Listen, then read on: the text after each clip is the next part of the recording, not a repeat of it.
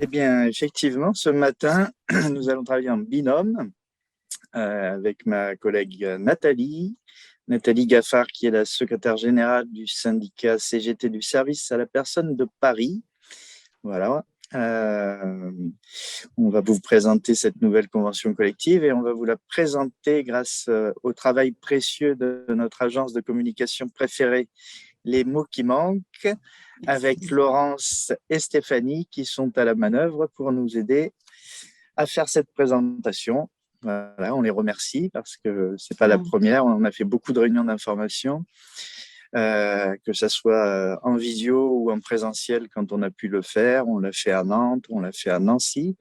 Et puis, on va continuer à parcourir la France pour multiplier ce genre d'initiatives parce que la nouvelle convention collective est un texte qu'il est important de connaître et comme elle est toute nouvelle, on a plein de choses à vous expliquer. Donc, je vous propose qu'on commence. Voilà, tant pis pour les retardataires, ils prendront en cours, c'est comme ça qu'on fait. Bonne réunion. Il y aura un replay à la fin, de toute manière, pour ceux qui auraient loupé un peu du début ou la fin, ou tout. Il y aura un replay de la réunion. Je vous souhaite une bonne réunion. Merci beaucoup. C'est parti. On va essayer d'aller vite, mais pas trop vite, et de vous présenter les principales nouveautés de cette nouvelle convention collective. Voilà. Alors, cette nouvelle convention collective, on va commencer par en faire la genèse. Pourquoi une nouvelle convention collective? Et puis, on vous expliquera avec Nathalie ce qu'elle apporte en termes de droits collectifs et en termes de droits individuels. Vous verrez qu'il y a quand même des nouveautés assez importantes. Alors, pourquoi une nouvelle convention collective? Il y a plusieurs raisons. La première tient au fait que le législateur, le gouvernement, souhaite réduire de façon assez importante le nombre de branches professionnelles. Il y en avait un peu plus de 700 en France. L'objectif, qui n'est pas encore tout à fait atteint, mais ça a bien baissé, c'est d'avoir une centaine de branches professionnelles. Donc, le législateur a souhaité une fusion des branches. Voilà. Donc, de notre côté, on n'a pas attendu qu'il nous impose quoi que ce soit. On s'est dit, on a deux conventions collectives, celle des assistants maternels du particulier employeur, celle des salariés du particulier employeur. On va faire en sorte qu'il n'existe plus qu'une. Alors, évidemment, l'idée qu'on a portée en tant que syndicat, c'était pas de juste empiler les deux textes pour qu'il n'en fasse plus qu'un. C'était de lancer une négociation en profondeur, une négociation qui apporte des droits nouveaux, puisque même si les conventions collectives n'étaient pas très anciennes, celle des salariés du particulier employeur date de 2002, celle des assistantes maternelles de 2004. Malgré cette relative fraîcheur, eh bien, ces deux conventions collectives étaient extrêmement obsolètes parce que quand le gouvernement modifie le droit du travail, il oublie très souvent, voire quasi systématiquement, les salariés de l'emploi à domicile, qui sont pourtant très nombreux, puisqu'on compte aujourd'hui à peu près 273 000 assistantes maternelles et un peu plus d'1,2 million salariés du particulier employeur. Donc, vous voyez qu'on n'est pas sur une petite branche, sur un petit secteur. C'est près de 8% de l'emploi privé en France aujourd'hui. Voilà, cette nouvelle convention, c'était aussi l'occasion de créer de nouveaux droits. Et on va vous en parler tout de suite, en commençant par les droits collectifs. Alors, les droits collectifs, ça vous parle peut-être pas comme ça, donc je vais vous expliquer ce qu'on a gagné. Et vous allez voir que ce sont quand même des avancées considérables. Le premier droit collectif qu'on a gagné, c'est la mise en place des activités sociales et culturelles. Nathalie va peut-être nous en dire un mot. Ça va permettre aux salariés de pouvoir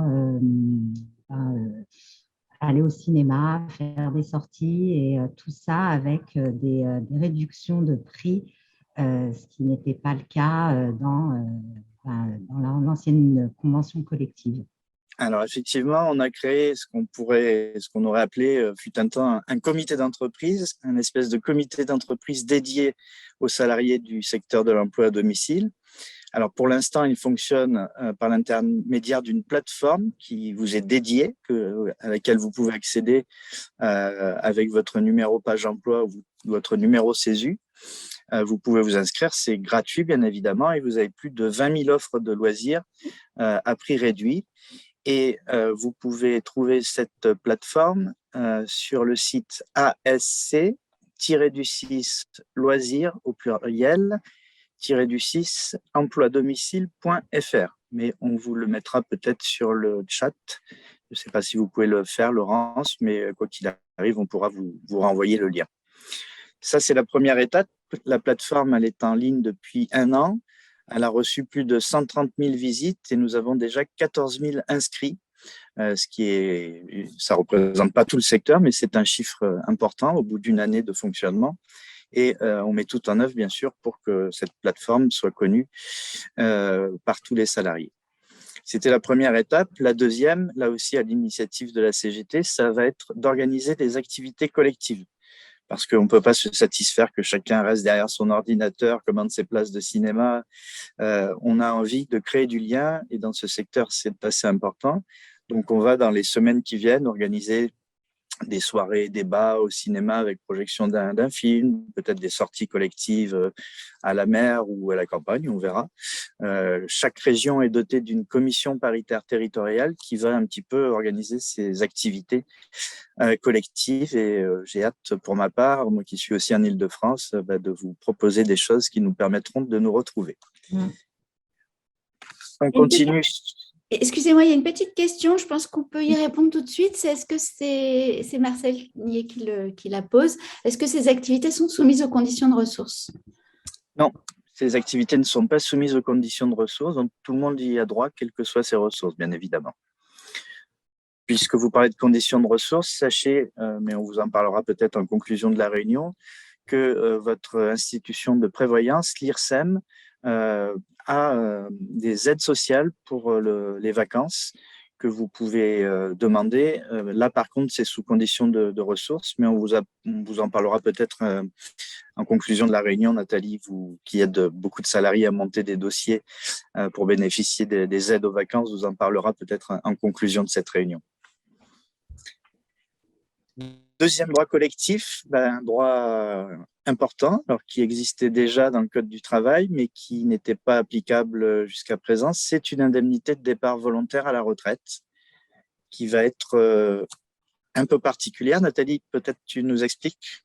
Oui, ça a été une avancée car dans l'ancienne convention collective, les salariés du particulier employeur devaient avoir 10 ans d'ancienneté chez le même employeur. Donc, c'était un article un petit peu hypocrite, étant donné que ces salariés-là n'ont jamais, pratiquement jamais, 10 ans d'ancienneté chez le même employeur.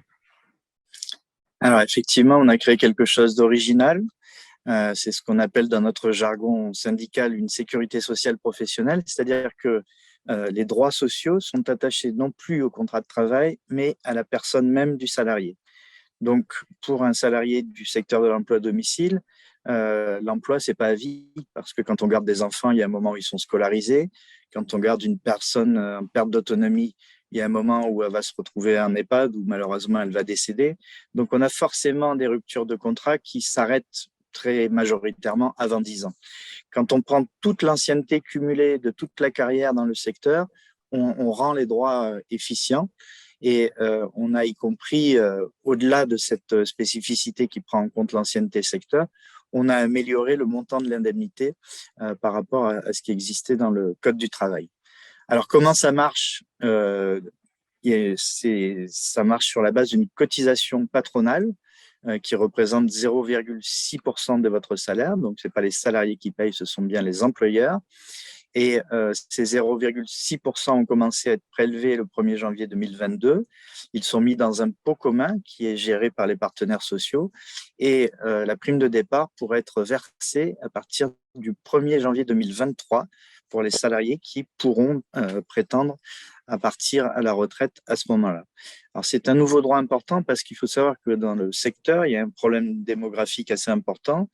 Dans les 10 ans qui viennent, et 10 ans c'est très court, il y a à peu près 40% des salariés qui seront partis à la retraite. Donc ça veut dire que sur le volume que je vous ai décrit tout à l'heure, on a presque la moitié des salariés du secteur qui vont bénéficier en grande partie de cette prime de départ volontaire à la retraite. Donc ça, c'est vraiment une avancée qui nous est très précieuse. Autre avancée très attendue, surtout par les assistantes maternelles, mais c'est valable aussi pour les salariés du particulier employeur, c'est la santé au travail. Vous savez que depuis plusieurs années, on travaille sur un dispositif parce que beaucoup de salariés travaillent à temps partiel, beaucoup de salariés sont multi-employeurs et du coup, beaucoup de salariés n'ont aucun suivi médical dans ce secteur, ce qui est problématique puisqu'on a un taux d'accident du travail, de maladies professionnelles qui est assez important. Donc, il nous semblait urgent d'avoir un dispositif. Le législateur qui nous a un peu embêtés au début, puisqu'il ne voulait pas entendre parler de cette avancée, a fini par céder grâce au travail qu'on a mené en lien avec la Fédération des particuliers employeurs. Désormais, la santé au travail s'est inscrit dans la loi. Alors, une fois qu'on a dit ça, il faut le mettre en œuvre et on est en train de travailler sur la mise en place opérationnelle du système. Et donc, à partir de 2023, progressivement, parce que c'est très lourd de faire rentrer plus d'1 million de salariés dans un dispositif santé au travail, à partir de 2023, ça va se déployer progressivement pour avoir une couverture nationale. Ça prendra 4 ou 5 ans a priori parce que techniquement c'est très complexe. Mais en tout cas, dans les prochaines années, on va avoir un dispositif de santé au travail efficient et vous pourrez toutes et tous eh bien, régulièrement rencontrer un médecin du travail. On va également mener des actions de prévention collective. Voilà. Et ça n'a l'air de rien, mais je peux vous l'assurer pour l'avoir constaté dans mon parcours syndical. La médecine du travail, c'est pas la médecine de ville et ça aide vraiment à prévenir de nombreuses maladies ou de nombreuses pathologies qui sont malheureusement le quotidien des salariés de l'emploi à domicile. Donc sur ce point, également une avancée importante. On a également d'autres sujets comme la prévoyance et la formation professionnelle. Alors la prévoyance, c'est ce qui sert à maintenir votre salaire quand vous êtes malade sous certaines conditions. On a amélioré le dispositif de prévoyance. On a aussi amélioré le dispositif de formation professionnelle. On a d'ailleurs signé récemment un accord sur l'alternance qui va permettre, on l'espère en tout cas, de faire rentrer des jeunes dans ces métiers du lien qui sont si importants et pour lesquels les besoins, comme je le disais tout à l'heure, vont être extrêmement importants. On a amélioré ces points.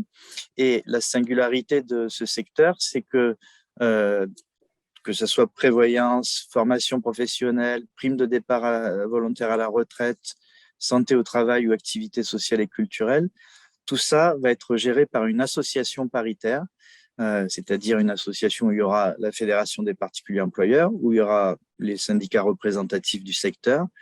Et pourquoi avoir cette gestion propre?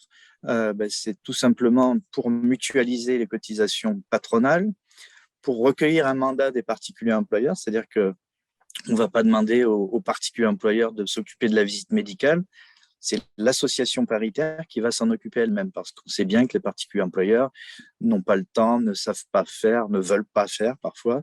Donc, on va faire à leur place. Et c'est pour ça que cette association paritaire est importante parce qu'elle permet de recueillir un mandat. Voilà. Comme le dit souvent la présidente de la FEPEM, les particuliers employeurs, ils n'ont pas un DRH dans leur cuisine pour faire le boulot. Donc, ce boulot, il va être délégué à l'association paritaire. Et puis surtout, ça nous permet de surveiller les équilibres des régimes, puisque, je vous le disais, par exemple, pour la prime de départ volontaire à la retraite, aujourd'hui, la cotisation patronale est de 0,6%. Il n'est pas exclu que demain, elle augmente s'il y a beaucoup de demandes ou qu'elle soit revue à la baisse si on avait peu de demandes. A priori, on ira plutôt vers une augmentation vu le nombre de départs en retraite que je vous annonçais tout à l'heure. Voilà. Tout ça pour rendre les nouveaux droits dont je vous ai parlé effectifs, parce que on aurait très bien pu écrire tous ces accords et puis ça serait resté lettre morte si en fin de compte on n'avait pas créé cette association qui va faire à la place d'eux. Voilà, donc on est très fiers de cette construction qui a pris beaucoup de temps, beaucoup d'énergie, mais aujourd'hui le résultat est là et les nouveaux droits sont accessibles. Pardon, il faut savoir aussi, Stéphane, que ça tenait à cœur aux salariés le fait d'être qu'au niveau de la formation professionnelle, c'était l'employeur qui recevait le remboursement donc des frais de vie et de la formation en elle-même. Aujourd'hui, ce n'est plus le cas. ça sera cette association qui remboursera donc la formation et les frais de vie directement aux salariés. Donc, ça, Alors, c'est une avancée car il y avait énormément de problèmes de ce côté-là. alors, il y a une question dans le chat, une question de Marcel. Que signifie le coût mutualisé pour les parents employeurs? Eh bien, la mutualisation, ça permet de rendre les choses équitables parce que si vous travaillez pour Madame Dupont et que vous partez à la retraite pendant que vous travaillez pour Madame Dupont, il n'y a pas de raison que ce soit Madame Dupont qui vous emploie depuis un an, par exemple, qui paye votre indemnité de départ volontaire à la retraite toute seule, puisqu'en fin de compte, votre ancienneté aura été calculée sur tous les employeurs que vous avez eus au cours de votre carrière. Donc, les 0,6% de cotisation, ils sont mis dans une caisse commune et ils permettent, en fin de compte, de verser votre prime de départ volontaire à la retraite de façon solidaire. Ce n'est pas Madame Dupont, votre dernier employeur, qui va payer. C'est en fin de compte tous les employeurs que vous aurez eus pendant votre parcours professionnel. Voilà, c'était un système équitable pour éviter, vous imaginez la tête du particulier employeur, il n'embaucherait plus quelqu'un qui est proche de la retraite du coup pour pas avoir à payer la prime. Donc ce système de mutualisation, il est destiné à rendre le système équitable. Alors, je vous ai parlé des droits collectifs et puis il y a une nouveauté qui nous tient aussi beaucoup à cœur parce que et je le dis sans fausse modestie, c'est quelque chose qu'on a porté tout seul. La CGT a insisté dans le cadre de la négociation de la nouvelle convention collective pour créer un droit qui n'existait pas jusqu'à présent, qui existait dans les entreprises, heureusement, mais qui n'existait pas dans le secteur de l'emploi familial. Il s'agit d'un droit syndical qui va permettre à chacune et chacun d'entre vous de bénéficier de 5 jours par an. Alors, soit pour vous former, puisque les syndicats proposent des formations spécifiques, soit pour participer à des réunions de votre syndicat, soit pour participer à son congrès. Et cette victoire, on l'a arrachée, on en est très fiers, et elle marque pour nous l'idée qu'on a sur les métiers à forte dominante féminine. On voulait absolument que vous, les femmes, mais c'est valable pour les hommes aussi, bien qu'il y en ait peu dans le secteur, vous puissiez pleinement exercer votre droit à la citoyenneté. Donc, rentrer dans les organes de direction des syndicats, participer à leur congrès, faire entendre votre voix. Ce n'était pas possible jusqu'à présent, ça l'est désormais. Et je vous annonce d'ores et déjà qu'à la rentrée scolaire, la CGT vous proposera des formations syndicales qui seront riches, variées, où on vous aidera à mieux appréhender le cadre juridique de votre métier, où on vous aidera peut-être à créer vos propres collectifs, vos propres syndicats de service à la personne.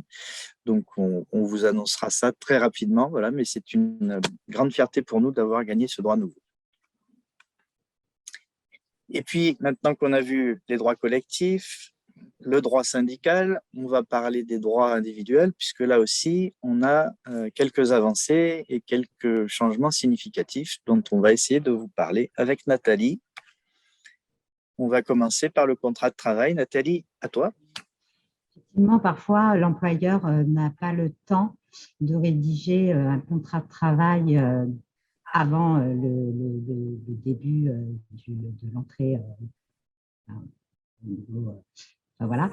Donc, aujourd'hui, ils pourront donc rédiger une lettre d'engagement. Ça permettra de sécuriser le salarié. Alors attention, cette lettre d'engagement, elle devra contenir un certain nombre de renseignements, notamment le salaire, le nombre d'heures et la fonction qui feront l'objet du contrat. Bien évidemment, on pourra mettre à votre disposition des lettres types, mais on vous en reparlera tout à l'heure puisque la CGT dispose de plein d'outils pour faciliter votre quotidien. Je vois que j'ai une question dans le chat de Patrick qui nous parle des frais d'essence. Alors, c'est un vrai sujet, Patrick, et bien évidemment. Alors, les frais d'essence, on va en parler tout à l'heure dans la partie transport, mais effectivement, on est confronté à un vrai sujet, que ce soit dans l'emploi à domicile ou dans les entreprises ou associations de services à la personne. Le remboursement des frais kilométriques est largement insuffisant. Et créer un problème qui est difficile à résoudre. Mais on y reviendra tout à l'heure, si vous voulez bien, sur la partie transport. Donc, on va continuer sur les droits individuels.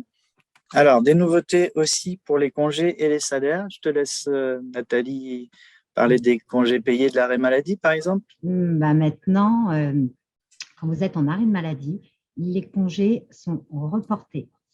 Ainsi que quand vous êtes en congé parental, ils sont pris en compte, c'est pris en compte de la durée du congé dans l'ancienneté. Et nous parlerons plus tard de la classification. Alors, effectivement, le report des congés, c'est quelque chose de nouveau. Alors, c'est une disposition qui est appliquée avec une norme européenne, mais que la France ne veut toujours pas reconnaître.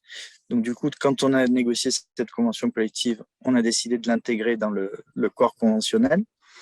Donc, quand vous êtes malade pendant vos congés, eh ben, vous ne les perdez pas, vous les récupérez et vous les posez à un autre moment où vous êtes plus en forme. C'est nettement plus sympa pendant les congés. Le congé parental, là aussi, une petite nouveauté, puisque la durée de ce congé parental va être prise en compte dans le calcul de l'ancienneté. Ça nous semblait là aussi très important pour éviter que les femmes, même si ça concerne aussi les hommes, mais c'est quand même majoritairement des femmes pour l'instant, soient pénalisées quand elles prennent un congé parental, ce qui nous semble être un droit fondamental. Je réponds à Marcel qui nous pose une question sur la lettre d'engagement. Donc, on revient un peu en arrière. Effectivement, la lettre d'engagement a la même valeur juridique qu'un contrat, sous réserve qu'elle réponde aux obligations que j'ai développées tout à l'heure, c'est-à-dire qu'elle indique le montant du salaire qui sera versé, le volume horaire et un certain nombre d'autres mentions obligatoires, mais on vous joindra, comme je vous le disais, des modèles types pour vous aider à maîtriser le sujet. Alors, si je peux me permettre, dans les congés payés, il y a aussi dans le même article, dans la convention collective, concernant le préavis, il n'était pas mentionné dans l'ancienne convention collective que le préavis était reporté si le salarié était en congé payé. Or, à partir d'aujourd'hui, dans la nouvelle convention collective, il est bien mentionné que si le salarié est en congé payé, le préavis est suspendu. C'est une grosse avancée car les salariés attendaient que ça soit mentionné dans la nouvelle convention collective. Merci pour cette précision, Nathalie. Alors, je suis désolé, voilà, on y arrive. On va maintenant vous parler classification. Je ne sais pas, Nathalie, si tu es branchée sur le simulateur déjà. Oui, alors on va vous parler de classification et puis de salaire. La classification, c'est ce qui vous permet de définir à quel niveau vous êtes dans la grille. Comme ça peut paraître compliqué parfois, les partenaires sociaux ont créé un simulateur que vous pouvez trouver à l'adresse www.simulateur-du6 emploi salarié du particulier employeur.fr. Je l'ai mis dans le chat, Stéphane. Donc, vous pouvez faire un copier-coller en allant dans le chat pour récupérer l'adresse. Du coup, c'est le lien du simulateur et pas de la classification. Ce que j'ai marqué. C'est le simulateur, oui. Voilà, pardon, excusez-moi, je me suis trompée dans le chat. Et donc, je vais passer la main à Nathalie qui va vous faire une démonstration en direct live, prouesse technique. Donc, j'arrête mon partage et Nathalie va prendre le relais. Donc, voilà. Alors, vous avez un simulateur pour définir votre taux horaire selon le métier que vous faites. Donc, il est très simple. On a l'impression qu'il est assez compliqué, mais il suffit de s'exercer un tout petit peu et vous verrez, c'est très facile. Donc, on va prendre, alors vous voyez, vous avez donc le simulateur, vous avez les emplois de la classification. Donc, si vous voulez savoir dans le domaine, par exemple, enfant, je clique vite fait sur la garde d'enfants B et bien vous avez le descriptif de cette garde d'enfants B. Donc, voilà, vous avez pour tous les métiers, le domaine adulte, espace de vie, environnement technique, environnement externe et tous les emplois repères. Ensuite, vous avez à côté information utile. Donc, ça permet d'avoir l'accord de la classification, la grille de salaire et la grille de classification et aussi la convention collective. Il n'y a pas besoin d'aller se connecter à Légifrance, qui est pas très simple parfois pour des personnes. Donc là, dans cette convention, dans ce simulateur, vous avez la convention. Et voilà, donc ça nous ramène au Légifrance quand même. Ensuite, pour simuler, vous faites simulateur de l'emploi. Donc, on va prendre l'exemple d'une garde d'enfants, une garde d'enfants B. Donc là, on vous pose une question, c'est que des questions qu'on vous pose. Donc, l'emploi consiste-t-il à s'occuper d'une personne fragile de moins de 3 ans ou en situation de handicap, ou éventuellement d'une personne adulte en situation de handicap ou en perte d'autonomie? Donc là, on met oui et on clique sur suivant. Là, on vous pose des questions. Vous vous occupez d'un ou plusieurs enfants de moins de 3 ans, d'accompagner une personne adulte en perte d'autonomie ou en situation de handicap, s'occuper d'un ou plusieurs enfants en situation de handicap. Donc, vous, c'est s'occuper d'un enfant, de plusieurs enfants de moins de 3 ans, comme c'est une garde d'enfant B. Donc, on va cliquer. Vous pouvez voir aussi sur votre droite un petit encadré vert où il y a besoin d'aide. Donc, si vous êtes en difficulté, vous pouvez regarder ce petit encadré. Ça explique un petit peu la difficulté que vous pouvez rencontrer. Donc, je vais faire suivant. Ensuite, on vous demande les tâches que vous réalisez. Donc, forcément, vous vous occupez d'un ou plusieurs enfants de moins de 3 ans. Ensuite, on vous demande si vous nettoyez les espaces de vie. Donc, oui, effectivement, vous nettoyez les espaces de vie de l'enfant. Surveiller un ou plusieurs enfants dans la réalisation des devoirs. Ça ne l'est pas toujours, mais on va le cliquer aussi. Et entretenir le linge d'un ou plusieurs enfants. On va tout cliquer, en fait. On clique sur suivant. Le salarié est-il en possession d'un certificat de qualification ou d'un titre professionnel de la branche? Donc, vous avez la possibilité, si vous avez un titre professionnel ou un certificat de qualification, on en parlera tout à l'heure, mais qui vous permettra d'avoir 3 à 4% en plus sur votre taux horaire. Donc, ce n'est pas anodin. C'est pour ça qu'on pousse les salariés aujourd'hui à se former. Donc, c'est très important. On va cliquer sur certificat de qualification et on va appuyer sur suivant. Alors, vous avez vous avez dû le remarquer, ce petit encadré violet où il y a rappel des activités sélectionnées. Donc, soit en cours de route, vous voulez vérifier ce que vous avez donc, répondu. De toutes les manières, à la fin, on vous le rappelle tout de même. Donc, je clique suivant.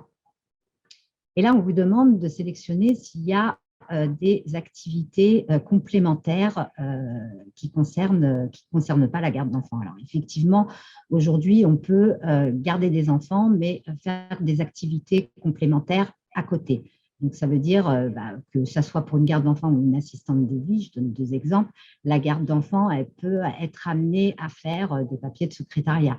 L'assistante de vie, elle peut être amenée à faire, je ne sais pas moi, de la comptabilité, je dis n'importe quoi, mais eh bien là, on va cliquer sur oui, suivant, et vous avez toutes les tâches que chaque métier peut faire. Alors, il faut savoir que dans les activités complémentaires, si jamais vous faites beaucoup plus de tâches, admettons dans le secrétariat, eh bien, vous n'êtes plus garde d'enfants, vous êtes plutôt dans le métier du secrétariat. Donc, il ne faut pas que ça augmente les tâches que vous avez en tant que garde d'enfants, sinon vous ne l'êtes plus. Donc, je vais retourner parce que on va pas prendre. J'ai mis oui, mais là, je vais remettre non parce que ce n'est pas peine. Je vais mettre suivant. Et voilà, nous sommes à la fin du simulateur. Et là, on vous dit bien donc, que l'emploi repère a été identifié. Donc, vous êtes bien en garde d'enfant B, appartenant au domaine de l'enfant et que vous avez une échelle au niveau 3. Et en dessous, vous avez votre taux horaire. Donc, vous dites bien le fait que vous avez le certificat de qualification professionnelle, eh bien, vous êtes bien majoré à 3% et donc votre taux horaire s'élève à 11,11 € brut. Donc, vous avez la possibilité soit de le télécharger ou soit de l'imprimer pour le montrer à votre employeur lorsqu'il a des doutes sur ce que vous dites. Bravo Nathalie, brillante présentation. On sent que tu as l'habitude de manipuler l'engin. Alors, je te propose d'enlever le partage d'écran pour que tu reprennes la main. Il faut que les hommes reprennent un peu le pouvoir dans ce bureau. Hein. Alors, effectivement, vous voyez, cet outil est vraiment très utile parce que là aussi, les particuliers employeurs ne savent pas forcément dans quelle case vous mettre.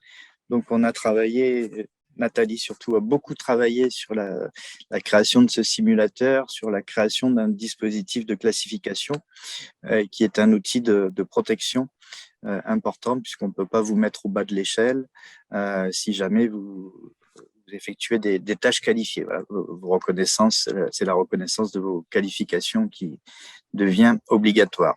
Alors, je tiens à préciser que ce n'est pas terminé. Hein. Il y a encore du travail à faire et des métiers à voir aussi et à recréer, à créer. Et donc, on ne lâche rien. Ben non, on ne lâche rien. Et du coup, on va reprendre le cours de notre diaporama. Alors, on vous a parlé classification. Eh bien, on va vous parler salaire maintenant. Si j'arrive à me remettre en grand écran. Une petite question de Marcel. Oui. Peut-être pour faire la transition, je ne sais pas. Est-ce que la lettre d'engagement a la même valeur juridique qu'un contrat? Oui, absolument. Si, en tout cas, elle est correctement remplie, hein, comme je l'explique. Donc, ça a la même valeur. Et donc, je me suis trompée. Pardon, on en avait parlé tout à l'heure. Pardon. Excusez-moi. Excusez-moi. C'est pas grave, c'est samedi matin, on a le droit. Alors, on vous a parlé de classification. Une fois que vous avez défini votre classification, bien, ça va vous donner l'indication du salaire minima que l'employeur devra vous verser. Alors attention, je parle bien de salaire minima. Bien heureusement, et c'est aussi une des singularités de ces secteurs, vous êtes souvent au-dessus des salaires minima, et c'est tant mieux. Mais en tout cas, ces salaires minima sont destinés à vous protéger. L'employeur ne peut en aucun cas vous payer en dessous du salaire minima. Je vais prendre par exemple l'exemple donné par Nathalie pour une garde d'enfants de niveau B avec un certificat professionnel de branche. À l'heure actuelle, depuis le 1er février 2022, le salaire minima horaire brut est de 10,79 € pour une garde d'enfants B. Mais par contre, dans l'exemple qui était donné, elle a 3% de majoration, donc son salaire minima passe à 11,11 € brut. Voilà. C'est important et donc vous voyez que pour chacun des métiers, il y a un niveau et un salaire qui correspond. Cette grille conventionnelle des salaires, elle évolue et heureusement puisque le salaire minimum augmente assez régulièrement et c'est normal, c'est pour compenser la hausse du coût de la vie. Donc il a augmenté ce SMIC au mois d'octobre. On a immédiatement engagé la négociation. La difficulté qu'on a, c'est que pour que la grille qu'on a négociée au mois d'octobre soit obligatoire, il faut qu'elle soit étendue, donc publiée au journal officiel. Elle l'a été le 24 janvier et donc ces salaires ne sont applicables que depuis le 1er février 2022.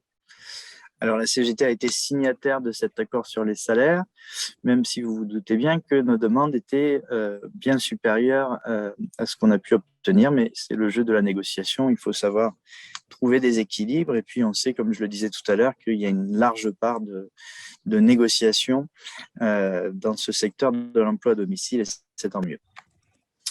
Vous le savez, le SMIC a à nouveau augmenté au mois de janvier, donc une nouvelle négociation a eu lieu.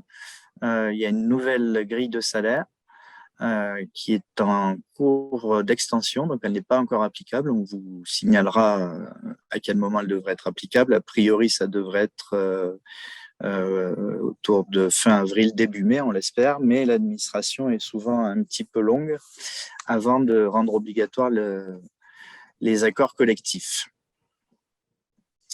Il y a une question à laquelle je vais répondre là sur la garde partagée. Alors, pour les autres conventions collectives, il y a d'autres grilles de salaire pour répondre à Patrick. Chaque convention collective a sa propre grille de salaire. Et pour répondre à la question, alors j'ai pas de prénom, je suis désolé, c'est Galaxy S20, qui se reconnaîtra peut-être. Est-ce qu'une personne peut avoir 3 familles en garde partagée? La réponse est non, c'est 2 familles, parce que vous n'êtes pas un mode d'accueil collectif. 2 familles, c'est déjà pas mal. Surtout pas. Voilà. On va passer aux jours fériés. Il y a aussi des nouveautés pour les jours fériés. Nathalie, je te laisse en parler. Oui, tous les jours fériés, dorénavant, auront donc 10% minimum de majoration de salaire. Et nous avons supprimé la condition d'ancienneté des 3 mois, ainsi que la condition liée à un nombre d'heures minimal accompli les mois qui précèdent le jour férié. Ça, c'est une avancée aussi parce que dans l'ancienne convention collective, on était toujours dans les dispositions d'avant.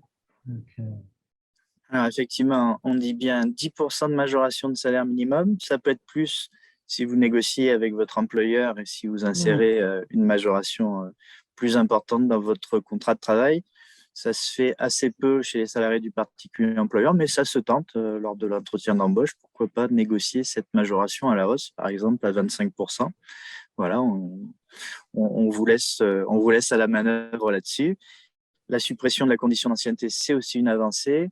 Et la suppression de la condition liée au nombre d'heures minimales accomplies, aussi une avancée dans un secteur où souvent on ne fait pas beaucoup d'heures, malheureusement. On arrive au congé pour événements familiaux. Là aussi, il y a une remise à jour importante de la convention collective, puisque l'attribution de congés pour événements familiaux a considérablement évolué dans le Code du travail et la convention collective était très obsolète sur ce point-là. Alors, on commence par les choses qui ne sont pas super gaies. C'est les événements liés à un décès du membre de sa famille. Donc, on a 3 jours pour le décès du conjoint ou du partenaire quand vous êtes lié par un pacte civil de solidarité, du concubin, du père, de la mère, du beau-père, de la belle-mère. Voilà, donc c'est 3 jours pour vous aider à partager, à passer ce moment difficile. On a droit à un congé de 2 jours ouvrables pour l'annonce de la survenue d'un handicap chez un enfant. 1 jour ouvrable, et ça c'est une nouveauté puisque ça n'existait pas, en cas de décès d'un descendant en ligne directe, autre que l'enfant. 1 jour ouvrable en cas de décès d'un ascendant en ligne directe, donc grands-parents, arrière-grands-parents. Donc c'est des jours pour événements familiaux qui n'existaient pas, auxquels s'ajoutent 5 jours ouvrables pour le décès d'un enfant qui peuvent être suivis de jours supplémentaires quand l'enfant décédé est âgé de moins de 25 ans ou quand l'enfant décédé était lui-même parent. Voilà. Et puis, pour passer sur des choses un peu plus sympathiques, vous avez aussi des événements familiaux plus gais. Donc, 4 jours vous sont offerts pour le mariage ou pour la conclusion d'un pacte civil de solidarité. 1 jour pour le mariage de votre enfant ou pour la conclusion d'un pacte civil de solidarité, là aussi. 3 jours ouvrables pour chaque naissance survenue à son foyer ou pour l'arrivée d'un enfant placé en vue de son adoption. Donc voilà les nouveautés pour ces congés pour événements familiaux. Il y a quelques petits témoignages, questions dans le chat.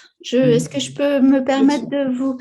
Alors, il y a Maïmouna Dufour qui pose une question témoignage, je dirais. Vous n'avez pas une loi sur les heures de récupération d'heures qui sont en RTT. Normalement, avec les calculs, ça fait 1 jour et demi par mois, mais les employeurs ne l'accordent pas. Du coup, nous avons 1 jour et perdons une demi-journée tous les mois. Alors, on répondra à cette question au moment où on va aborder la question des heures supplémentaires. C'est vrai que c'est une question qu'on nous pose très souvent. Et Bianca Alta, Taureau Flores, bonjour. Pourquoi certaines familles se permettent de vouloir déduire de vos congés payés les vacances imposées? Je ne sais pas si vous voulez y répondre maintenant ou plus tard, mais voilà. Alors, on va répondre au congé tout de suite. Et puis, sur les journées de récupération, on y viendra un peu plus tard. pour répondre à vos questions, pour pas qu'on Oui, se mélange trop, on va dérouler le PowerPoint et puis on va répondre aux questions au fur et à mesure. Alors, sur l'accident de trajet, là aussi, il y a une nouveauté, c'est que la durée de l'arrêt de travail lié à l'accident de trajet est désormais prise en compte pour déterminer votre ancienneté, ce qui n'était pas le cas jusqu'à présent. Donc, ça peut paraître anodin, mais c'est une foule de petits détails qui viennent quand même enrichir la convention collective et qui répondent à des situations qu'on estimait très injustes. Alors, on va aborder le problème de la garde partagée. Alors, pour ceux qui ne connaissent pas, la garde partagée permet à un salarié, une salariée de travailler en même temps pour deux familles. Voilà, c'est un mode de garde d'enfants qui est très largement utilisé, notamment en région Île-de-France. Donc, ce sont deux contrats distincts, un contrat pour chaque famille, mais qui, malgré tout, même s'ils sont distincts juridiquement, sont imbriqués. Et donc, quand il y a rupture d'un des deux contrats, par exemple, eh bien, cette rupture produit des effets sur l'autre contrat puisqu'elle entraîne une modification substantielle. Donc, dans ce cas de figure, comme je vous l'explique, la famille qui conserve le contrat a deux solutions. C'est soit de proposer un avenant pour un passage en garde simple, soit de trouver une nouvelle famille. Et donc, elle doit proposer cet avenant à la salariée qui est libre d'accepter ou de ne pas accepter l'avenant. Alors, cette garde partagée, ça pose de multiples problèmes et on a essayé de trouver des solutions, à commencer par le transport, mais je laisse Nathalie vous en parler. Eh bien, on trouvait ça injuste que deux employeurs payent le remboursement de transport à 25% l'un et 25% chez l'autre, étant donné qu'ils sont deux. Donc, nous avons demandé à ce que les employeurs payent à 100% le remboursement de transport, ce qui ferait 50% chez l'un et 50% chez l'autre, ce qui se passe aujourd'hui pour une garde simple et tout autre métier. Merci Nathalie. Alors, on va continuer. Alors, on est toujours sur la garde partagée. Une autre nouveauté, Nathalie? Alors, les salariés, quand elles recevaient donc une lettre d'entretien préalable au licenciement, devaient subir, parce que c'est vraiment le cas, ce n'était pas rassurant pour elles, elles se sentaient vraiment pas à l'aise avec les deux familles, donc ça faisait 4 personnes contre une. Alors, même si il y a beaucoup d'entretiens préalables qui se passent très bien, mais il y en a d'autres non. Donc, on a demandé à ce que l'entretien préalable se fasse par famille. Donc, en garde partagée, il n'est plus possible de faire cet entretien-là avec les deux familles réunies. Ouais, effectivement, l'objectif, c'était d'éviter le tribunal populaire, d'avoir deux familles en face de soi pendant cet entretien préalable. Donc, le faire avec chaque famille assure un équilibre qui nous semblait là aussi plus raisonnable. Je vous le disais tout à l'heure, la garde partagée, ça pose plein de problèmes, notamment que se passe-t-il en cas d'accident quand l'accident survient, par exemple, entre le domicile des deux particuliers employeurs. Qui est responsable? Je vous disais bien qu'on avait deux contrats juridiquement distincts. Donc, il a fallu trouver des dispositifs qui protègent pour que chaque famille ne rejette pas la responsabilité sur l'autre. Donc, en cas d'accident du travail, en termes de généraliste, la déclaration est réalisée par le particulier employeur au domicile duquel l'accident s'est produit. Ça, c'est quand l'accident se produit au domicile. Mais il peut arriver, ça arrive malheureusement souvent, que l'accident survienne entre les deux domiciles. C'est-à-dire, par exemple, quand on amène les enfants au parc ou quand on passe d'un domicile à l'autre. Dans ce cas-là, il faut que les particuliers employeurs s'entendent pour que l'une des deux familles établisse la déclaration. À défaut d'entente entre les familles, eh bien, on va retenir la proximité du domicile par rapport au lieu de l'accident, et c'est la famille dont le domicile sera le plus proche qui devra faire la déclaration d'accident du travail. Alors, ça peut paraître là aussi curieux de rentrer dans ce détail, mais malheureusement, ça correspond à du vécu, entre guillemets, et c'est un petit peu notre expérience et le fait qu'on rencontre beaucoup de salariés qui nous a permis d'améliorer les dispositions conventionnelles et de les rendre plus précises. Alors, on va passer aux heures supplémentaires et là, je sais que vous avez beaucoup de questions sur ce sujet. On va essayer d'y répondre.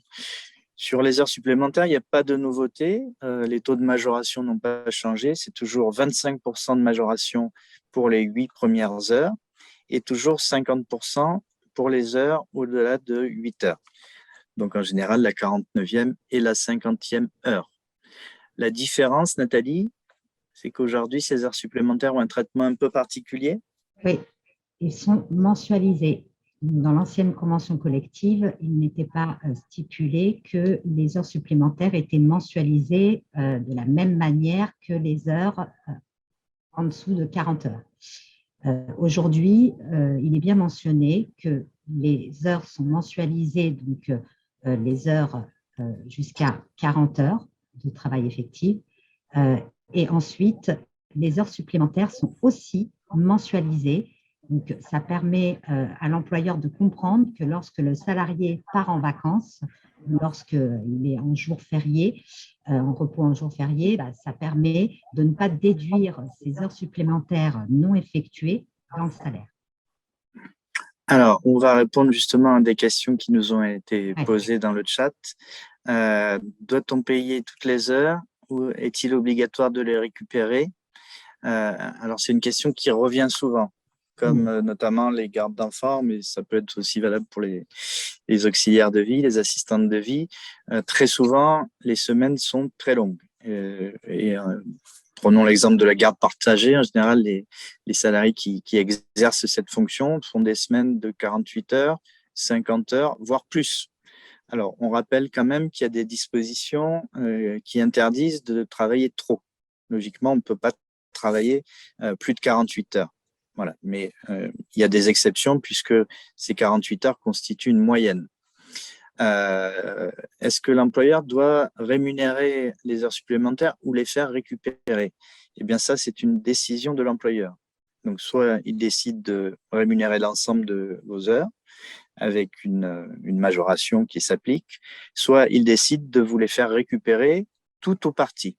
Et donc, en général, dans l'exemple que je donnais, c'est-à-dire quand on a 2 heures supplémentaires à partir de 48 heures, ces heures-là, l'employeur vous les fait récupérer justement pour rester dans le cadre de la loi qui fait que vous ne devez pas travailler plus de 48 heures en moyenne. Donc, comment sont récupérées ces heures? Bien, ces 2 heures, donc la 49e et 50e heure hebdomadaire, sont des heures majorées à 50%. Donc, si on les fait récupérer, on doit appliquer cette majoration. Donc, ces 2 heures deviennent 3 heures, puisqu'on majore de 50%. Donc, l'employeur doit vous laisser récupérer 3 heures par semaine, sauf qu'en général, on cumule. Et effectivement, ces 3 heures sont multipliées par 4,35, ce qui correspond à la durée d'un mois mensualisé. Et donc, ça vous fait un peu plus d'une journée de RTT par mois dans l'exemple que je donne.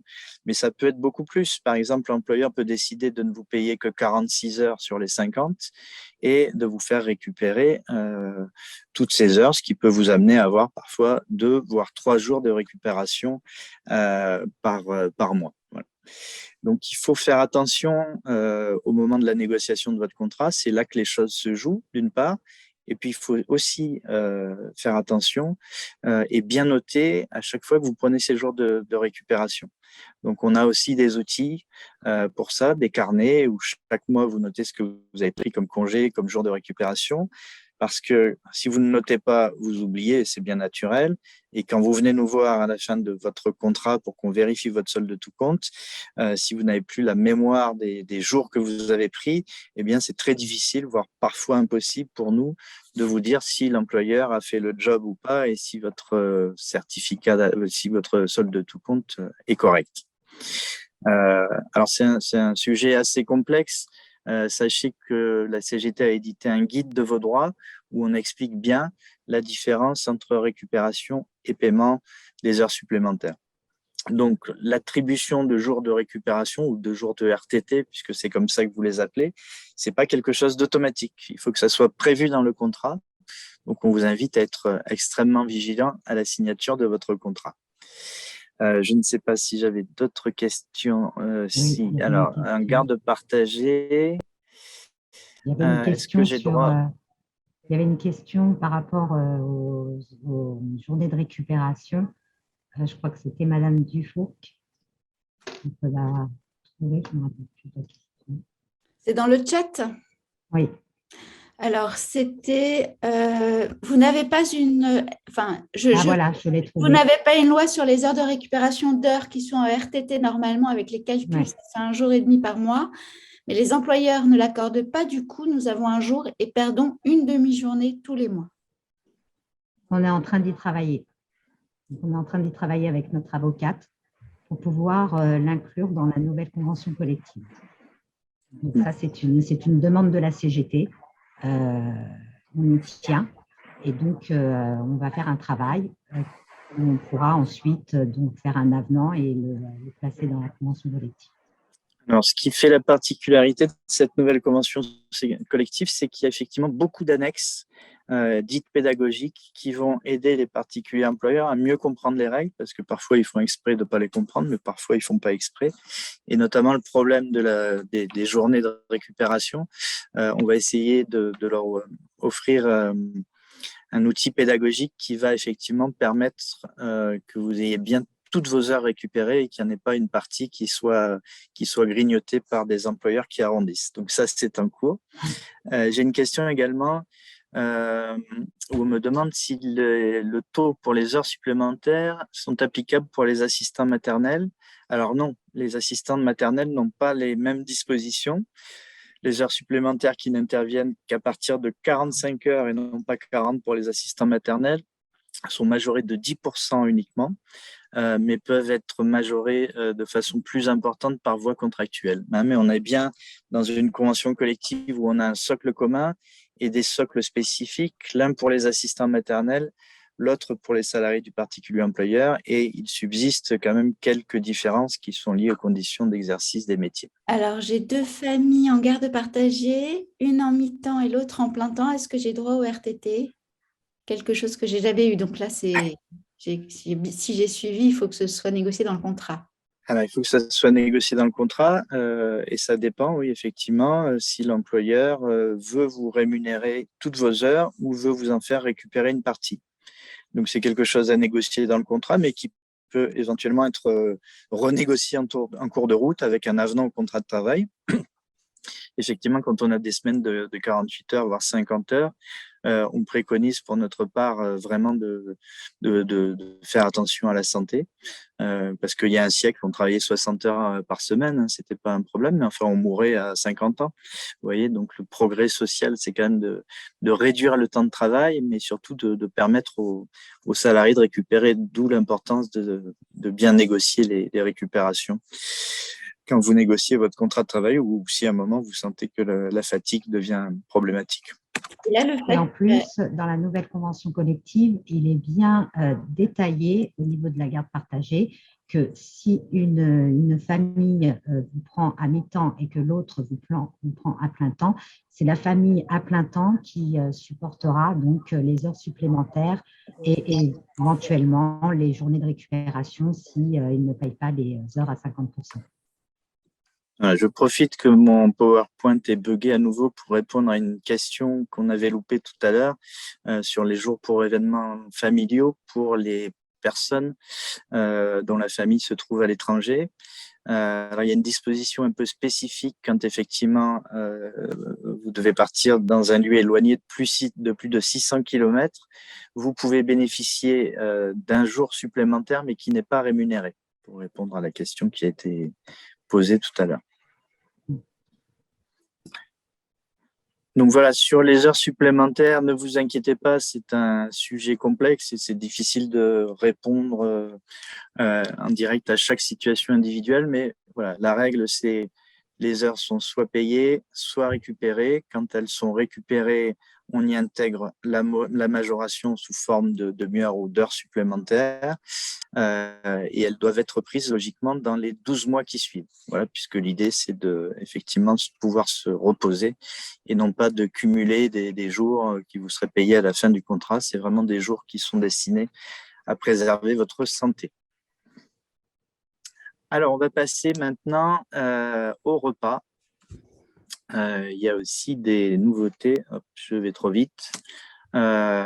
Puisque jusqu'à présent, alors je vais laisser la main à Nathalie, parce que c'est la spécialiste des repas, c'est elle qui s'est battue sur ce sujet. Je vais lui laisser vous expliquer ce qui change. Alors, bon, effectivement, moi, j'aurais voulu que cette indemnité repas soit directement rajoutée au salaire net, mais ça a été très difficile pour que ça soit accepté. Donc, on a réussi tout de même à obtenir que si le salarié doit accompagner l'enfant ou la personne âgée lors de ses repas, l'employeur effectivement peut lui remettre, donc lui donner ce panier repas, donc lui fournir le repas et cette indemnité repas ne sera pas déduite du salaire, ce qui n'était pas le cas avant. Oui, effectivement, une nouveauté importante parce que ça permet aussi un gain de pouvoir d'achat qui n'est pas négligeable. Alors, Marcel me posait une question. Est-ce que c'est toujours l'employeur qui décide de la prise des RTT? Oui, c'est ce qu'on appelle le pouvoir de direction de l'employeur. C'est lui qui fixe les dates. Mais là aussi, c'est des choses que vous pouvez négocier dans le contrat de travail, mais il faut le faire dès le départ. Et je le vois dans pas mal de contrats de travail. Ça peut être une fois l'employeur qui décide, une fois le salarié, pour pouvoir concilier un petit peu les besoins des uns et des autres. Voilà, c'est quelque chose que vous pouvez intégrer dans votre contrat de travail, si l'employeur est d'accord, puisque pour signer un contrat, il faut être deux. Voilà, j'ai encore ma présentation qui plante, désolé. On est toujours trahi par la technique. Je profite pour dire dire le commentaire de Patrick Vessa qui dit une loi du travail dit que l'employeur doit payer le temps du repas. De payer le temps du repas, hein. Je crois que c'était le repas. Alors oui, c'est une vraie question. Effectivement, le temps de repas peut être du temps de travail effectif dès lors que le salarié ne peut pas retrouver son autonomie, ce qui est souvent le cas dans nos métiers du lien, puisque quand on garde des enfants, on les laisse pas 20 minutes tout seuls pour aller déjeuner au restaurant. On est bien d'accord, Patrick, là-dessus, c'est bien du temps de travail effectif et pas du temps de pause comme on peut l'avoir dans des entreprises où on peut s'absenter et aller déjeuner soit au self, soit à l'extérieur. On va vous parler maintenant des heures de présence responsable. C'est un sujet important qui crée souvent des difficultés. Alors, il y a plusieurs sortes d'heures de présence responsable. Alors, on va vous parler des heures de présence responsable de jour. On va peut-être commencer par vous dire qu'on était fortement opposé à l'existence même de ces heures de présence responsable. Les heures de présence responsable, qu'est-ce que c'est? C'est le temps où vous pouvez vaquer à vos occupations tout en étant vigilant sur la personne, l'enfant, la personne âgée dont vous vous occupez. Je vais vous donner un exemple. Si vous avez un enfant qui fait la sieste pendant 1 heure, vous vous asseyez, vous lisez un bouquin, vous regardez la télé en attendant qu'il se réveille. Et donc là, votre salaire n'est payé qu'à 2/3.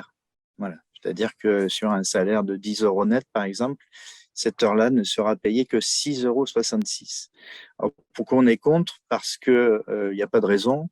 On ne retrouve pas totalement son autonomie quand on n'est pas dans son domicile, quand on ne peut pas sortir du domicile du particulier employeur.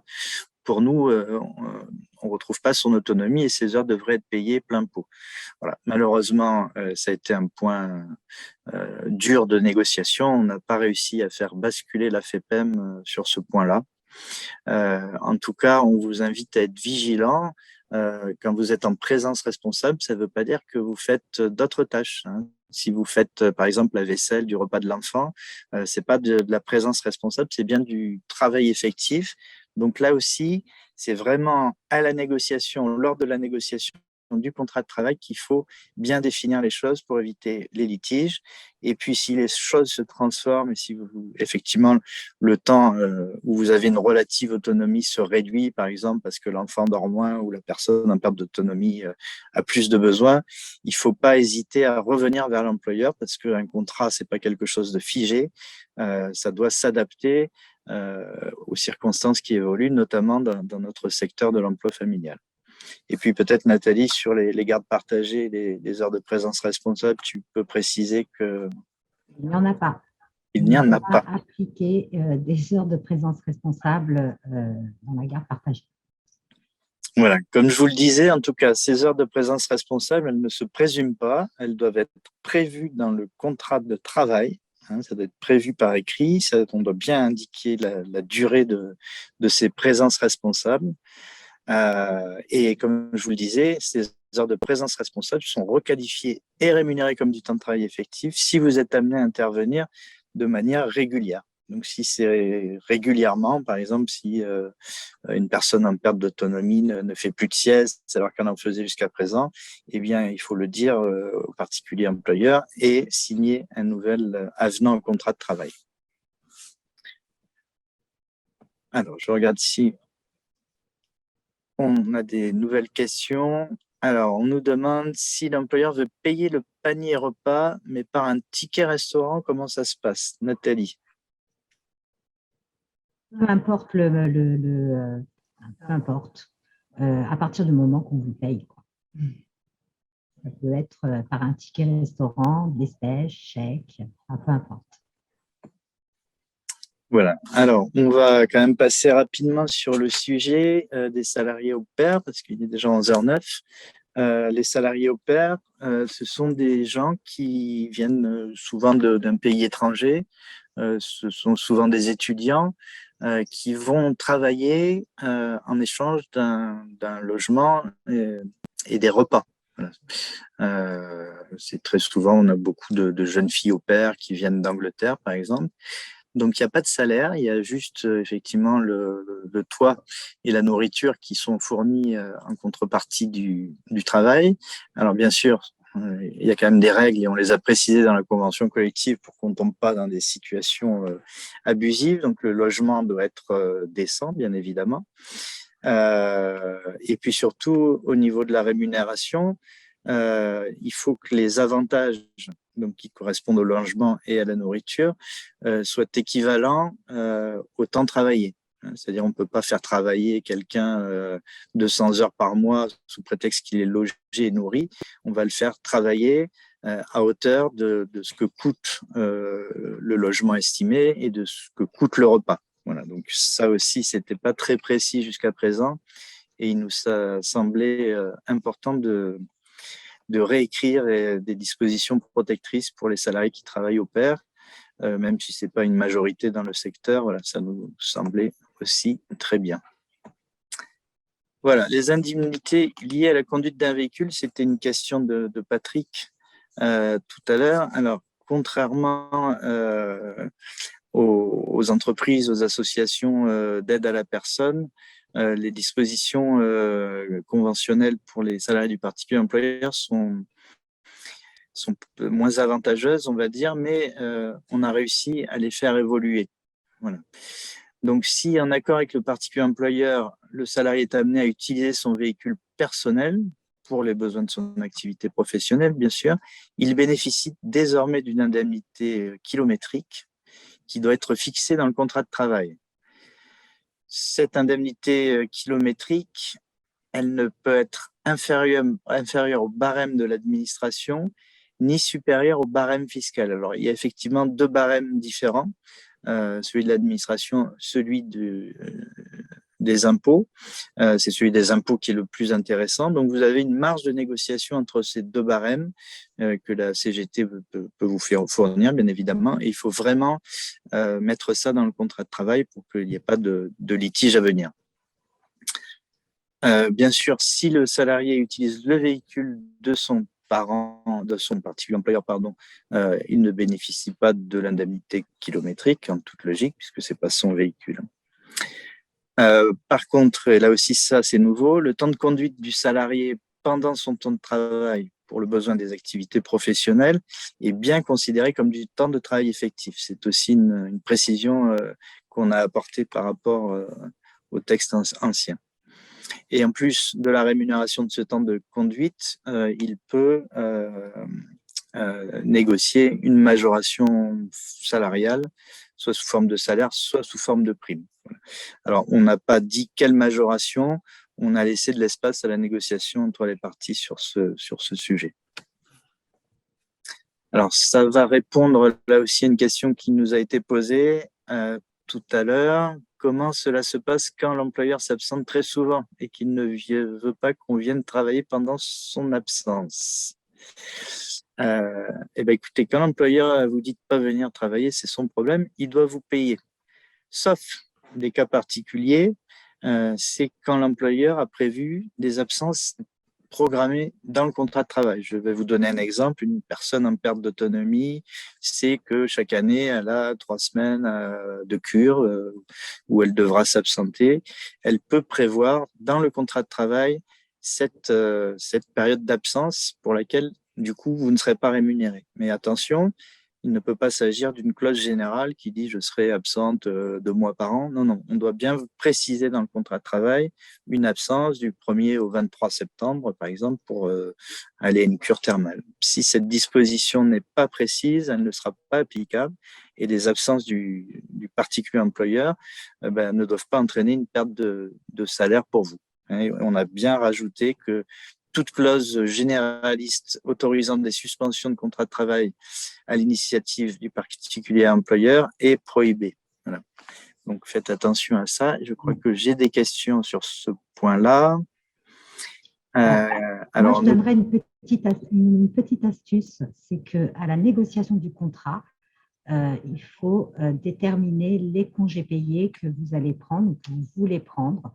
C'est-à-dire, vous pouvez dire à votre employeur, j'aimerais avoir mes congés payés 4 semaines au mois d'août, même si c'est entre juillet et août, et 1 semaine en hiver. Voilà, comme ça, vos congés sont déterminés dans le contrat de travail et tous les congés qu'on va vous donner, que l'employeur va vous imposer, sera forcément des congés imposés, donc rémunérés.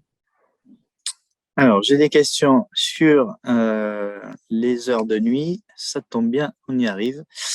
Donc, on va vous répondre, Madame Smati. Alors, d'abord, sur le travail de nuit, il y a des changements importants et plutôt progressistes.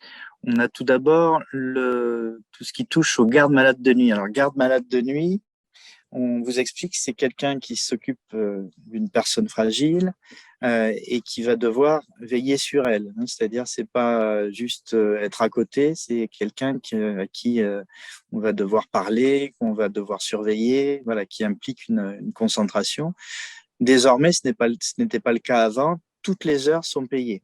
Voilà. Donc, si par exemple vous passez auprès d'une personne fragile 12 heures, on vous paiera 12 heures. Jusqu'à présent, ces 12 heures n'étaient payées que 8 heures. Il y avait un système d'équivalence auquel on a réussi à mettre fin et on en est très content, même si on pense que sur le travail de nuit, il y a encore beaucoup à gagner, notamment en termes de préservation de la santé au travail, mais on a obtenu cette première avancée, c'est-à-dire que les 12 heures qui étaient payées 8 heures jusqu'à présent seront payées pour 12 heures. Donc c'est un premier progrès.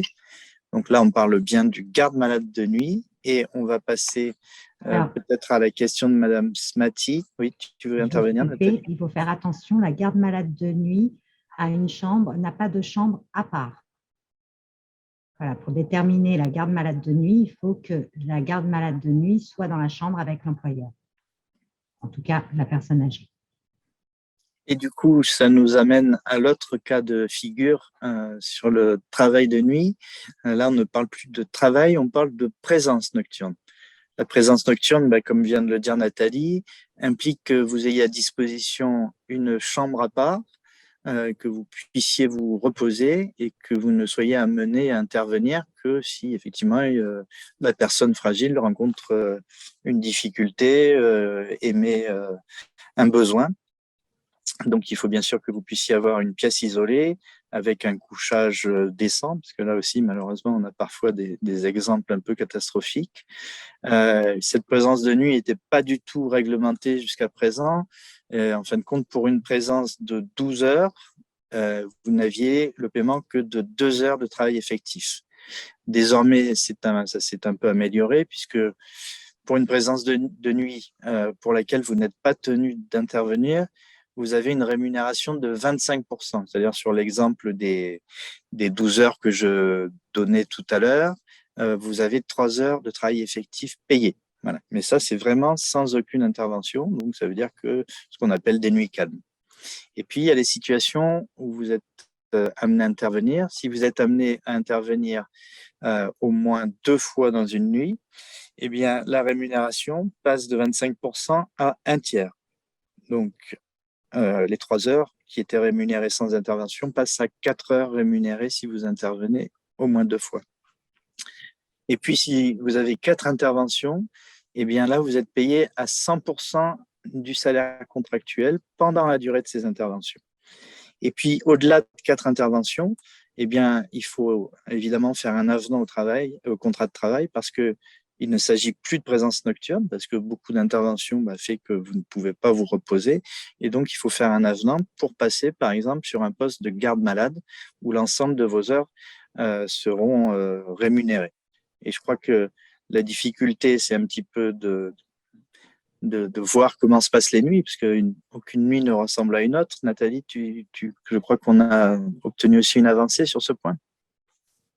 Oui, alors il faut savoir que nous avons des cahiers qui permettent de pouvoir noter vos interventions, donc avec le motif de l'intervention. Donc c'est important parce qu'à partir de cet article, il faudra ce cahier de liaison. Donc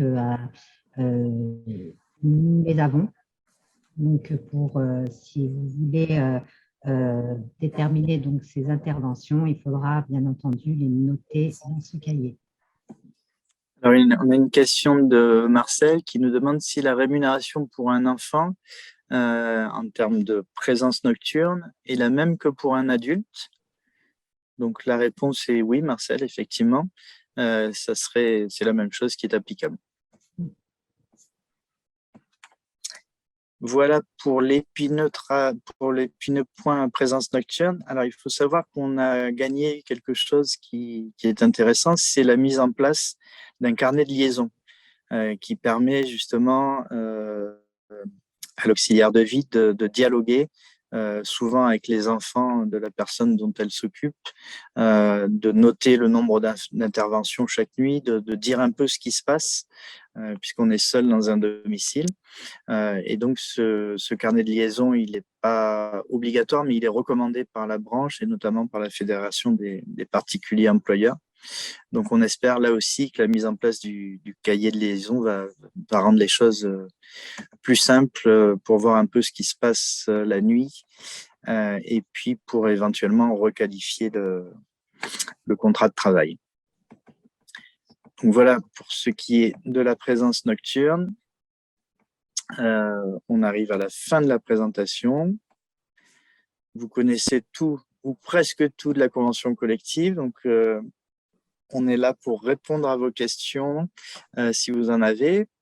Et puis, un petit mot peut-être pour vous rappeler que la meilleure manière d'être informé, c'est d'être syndiqué. Donc, pour celles ou ceux qui ne le sont pas, on vous invite à le faire. On met plein d'outils à votre disposition. Donc, des modèles de contrat de travail, des carnets qui vous permettent de gérer le nombre de congés que vous posez, le nombre de journées de récupération, etc., etc. Quand vous êtes syndiqué, vous recevez le journal du syndicat tous les 2 mois, vous recevez de l'information. On fait aussi beaucoup de réunions, même si ça s'est un peu calmé en raison de la crise sanitaire. On attend avec impatience de vous retrouver. Je vous parlais tout à l'heure des formations syndicales. On fait aussi des événements festifs comme la Galette des Rois. Donc, c'est parti un peu aux oubliettes ces Il y a dernières bien années, longtemps. malheureusement, mais on a hâte de vous revoir et on espère que ça va plus tarder. Alors, j'ai une question. Est-ce que l'employeur peut nous imposer de prendre des congés quand lui part en vacances? Alors, c'est l'employeur qui impose les dates de départ en congé. Par contre, il ne peut pas vous imposer des congés que vous n'avez pas acquis. Voilà, c'est souvent un problème qu'on rencontre lors de la première année. Prenons l'exemple d'une salariée qui est embauchée le 1er mars. Elle va bénéficier de 8 jours de congé pour sa première période de travail, sauf que l'employeur, lui, va vouloir partir tout le mois d'août. Donc, il ne peut pas vous obliger à prendre des congés anticipés, c'est-à-dire des congés que vous n'avez pas encore acquis. Ça fait partie des points de vigilance. Quand vous signez votre contrat de travail, je le dis souvent aux salariés que je reçois, il y a 3 points d'attention. 3 points qui sont les fondamentaux. C'est premièrement votre classification, à quel niveau vous êtes. Deuxièmement, c'est la clause relative au congé payé. Quand vous voyez le mot anticipé, faites attention, c'est que l'employeur peut vous imposer des congés anticipés. Voilà, c'est les 2 points principaux qu'il faut observer quand vous signez le contrat de travail. Donc non, l'employeur ne peut pas vous imposer plus de congés que ceux que vous n'avez acquis. Alors, je suis DP et mes questions au CSE ont été rejetées. Alors, je ne peux pas vous répondre à cette question parce qu'il n'y a pas de CSE dans le secteur de l'emploi à domicile, mais éventuellement, vous pourrez me joindre par téléphone si vous souhaitez qu'on en discute. Alors, où trouver le papier concernant l'absence de l'employeur afin de lui montrer pour appuyer notre demande de paiement de salaire? Ça, on peut vous imprimer des extraits de la convention collective et vous les envoyer par mail, il n'y a pas de souci. Alors, il y a aussi le simulateur. Vous pouvez le faire avec vos employeurs. Vous leur demandez d'ouvrir une page Internet. Vous mettez simulateur. Alors, il y a tout un lien, mais le plus facile, ça serait simulateur SPE de la classification. Vous allez tomber dessus et vous lui montrez la convention collective. Elle y est dedans, c'est la nouvelle. Il n'y a aucun problème. Ils peuvent donc la lire et puis ils verront que effectivement les congés imposés sont rémunérés. Alors Marcel nous demande très justement si nous avons la nouvelle convention collective.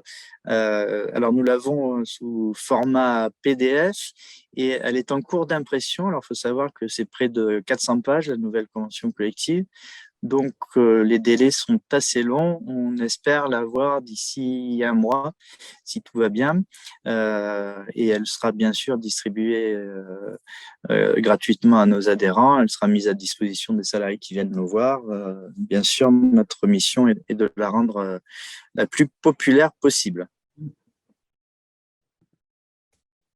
Donc, encore un peu de patience. Alors, on a des questions un peu bêtes. Non, il n'y a jamais de questions bêtes. Comment se syndiquer s'il n'y a pas de syndicat dans ma ville? Alors, logiquement, on a dans chaque ville des unions locales de proximité. Mais le plus simple, comme vous avez des métiers très spécifiques qui ne sont pas forcément très connus de nos structures interprofessionnelles, c'est de nous adresser un petit mail. Je ne sais pas, Laurent, si vous pouvez mettre mon adresse mail dans le chat éventuellement, de nous envoyer un petit mail. Je vais d'ailleurs apporter quelques précisions puisqu'on nous pose souvent des questions sur ça coûte combien, ça sert à quoi. Alors, ça coûte combien? Le coût de l'adhésion, c'est de 1% de votre salaire net mensuel. Donc, quelqu'un qui gagne 1 500 € net va payer chaque mois 15 €. Il faut savoir que sur ces 15 €, le Trésor public va vous en rembourser 66%, 2 tiers. Donc, sur les 15 € de cotisation syndicale que vous allez payer, il vous en sera remboursé 10. Voilà. Alors, c'est un prélèvement qui peut être mensuel, tous les 2 mois, tous les 6 mois, tous les ans. C'est vous qui décidez de votre rythme. C'est quelque chose que vous pouvez arrêter à tout moment, bien évidemment. Et ça vous permet de bénéficier de 3 droits fondamentaux. Donc, c'est le droit à l'information. Donc, vous recevez le journal et toutes les circulaires du syndicat. le droit à la formation qui va devenir effectif. Donc, vous pourrez participer aux formations proposées par votre syndicat chaque année à hauteur de 5 jours. Et puis, le droit à la participation, puisque très régulièrement, nous faisons des congrès où nous décidons ensemble, tous ensemble, des orientations du syndicat, vers quoi on veut aller, quelles mesures de progrès social on veut gagner. Voilà, tout ça se décide toujours collectivement, même si Nathalie, moi et d'autres militants animent, c'est pas nous qui décidons, ce sont bien les syndiqués qui gardent la main. Voilà. Je mets dans le chat, dans la discussion aussi, le formulaire d'adhésion en ligne. Oui. Bien, comme ça, si vous voulez, ça simplifie peut-être les démarches pour certains. En plus, vous voyez, on est au top, on a des trucs automatiques, c'est magnifique. Alors, une question de Brigitte, j'ai pris la carte à l'année, comment obtenir le justificatif pour les impôts? Alors, logiquement, votre syndicat a dû vous l'envoyer. Si ce n'est pas le cas, il faut le solliciter. Il peut s'agir d'un oubli tout simplement, mais le syndicat est obligé de vous fournir un justificatif pour vos impôts.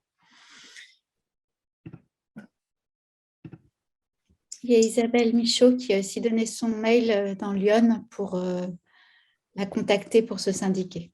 Eh bien, Isabelle, je te salue tout d'abord. Et puis, effectivement, Isabelle fait un super boulot dans son département. N'hésitez pas à la contacter. Alors, j'ai une autre question sur la santé au travail.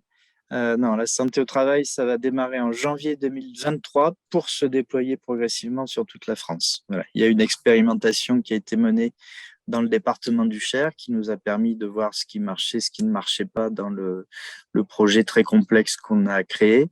Et c'est sur la base de cette expérimentation qu'en 2023, on va commencer à l'étendre progressivement sur tout le territoire. Ça se fera région par région certainement, mais la tâche s'avère extrêmement complexe. Une question sur le Covid. Ah. Je vous ai mis à la fin. Enfin, bon, je l'ai reprise et j'ai fait un copier-coller, Stéphane.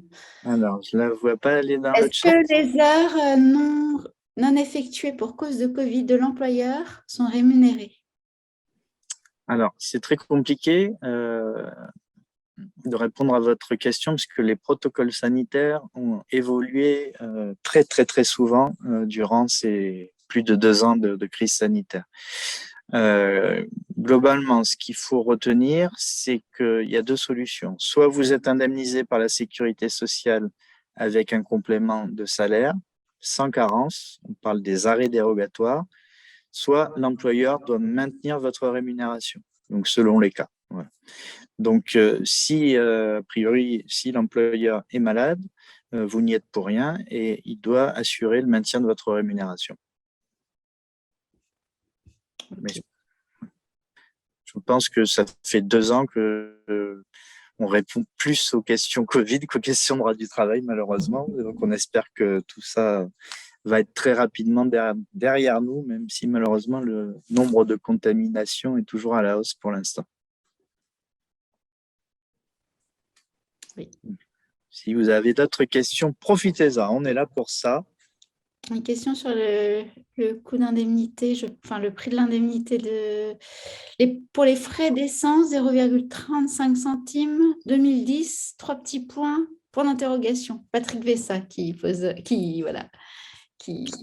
Alors, comme je l'expliquais tout à l'heure, en fait, l'indemnité kilométrique, le prix de l'indemnité kilométrique pour les salariés de l'emploi à domicile, il est fixé par voie contractuelle avec une limite basse qui est celle du barème de l'administration et une limite haute qui est le barème fiscal.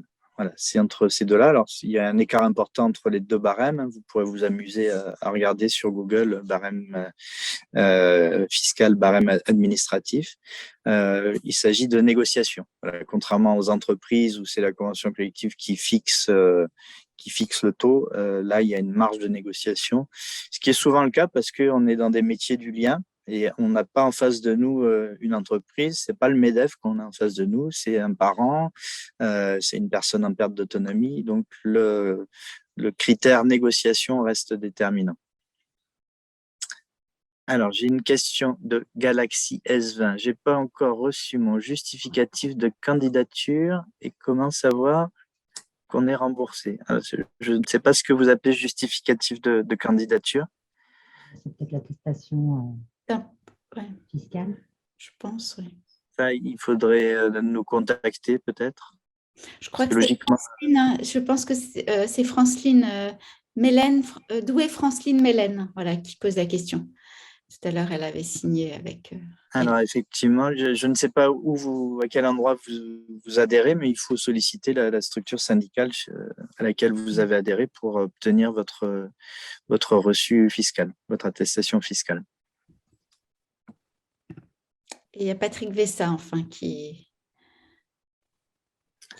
Alors, trop de salariés partent sans aucune indemnisation suite à un licenciement pour cause de santé, pas de reclassement possible. Alors, vous avez raison, Patrick, effectivement, le secteur pose des problèmes qu'on rencontre un peu moins dans les entreprises.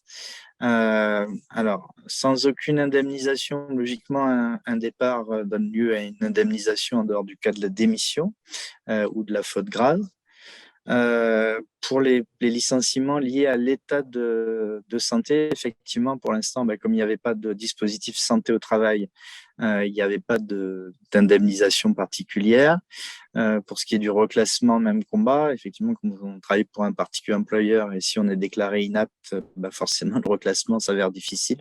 C'est effectivement des choses sur lesquelles on travaille. Et notamment, pour combler l'absence de possibilité de reclassement, on travaille sur l'abondement des heures de formation auxquelles peut prétendre le salarié, ce qui permettra de faciliter sa réinsertion dans un autre emploi. Voilà. C'est pas la solution universelle, mais j'ai envie de vous dire c'est mieux que rien et on essaye bien sûr à chaque instant de renforcer ces dispositifs protecteurs, sachant que la signature de cette convention collective ne met pas fin à la négociation, hein. C'est-à-dire que le lendemain de la signature de la convention collective, on était déjà au boulot pour réclamer à la FEPEM de nouvelles avancées. Sur la santé au travail, mais on travaille également sur un projet de création d'un fonds de garantie des salaires, puisqu'il n'y en a pas dans le secteur. Et on a beaucoup de salariés qui souffrent d'impayés, qui vont au prud'homme, qui gagnent leur procédure, et puis qui se retrouvent face à des particuliers insolvables. Donc la CGT propose la création, sur la base d'une cotisation patronale mutualisée, d'un fonds de garantie des salaires. Je crois que ça correspond aussi à une attente importante. Alors, quel délai légal pour poser ses congés auprès de l'employeur et doit-il nous avertir à l'avance quand il sait qu'il va s'absenter? Alors oui, il faut poser vos congés avant le 31 mars selon la convention collective. Et l'employeur doit-il vous avertir à l'avance quand il va s'absenter? S'il sait qu'il va s'absenter, oui. Si c'est une absence qui n'était pas prévue, il vous le dit quand ça arrive. Mais en tout état de cause, si cette absence n'était pas prévue dans le contrat de travail, il doit vous rémunérer, même si vous ne travaillez pas.